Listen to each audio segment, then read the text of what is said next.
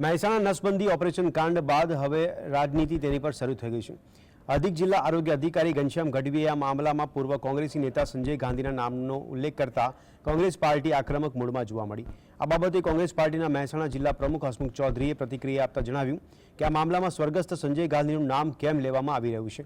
શું અધિક જિલ્લા આરોગ્ય અધિકારી ભાજપના પ્રવક્તા છે?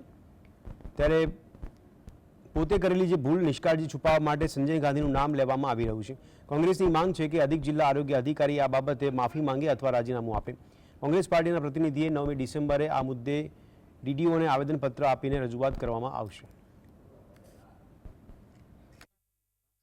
એડીએચઓ ગઢવી સંજય ગાંધીનું સ્વર્ગસ્થ સંજયજીનું નામ કેમ લીધું અને કયા કારણોસર લે છે તે શું સાબિત કરવા માંગે છે?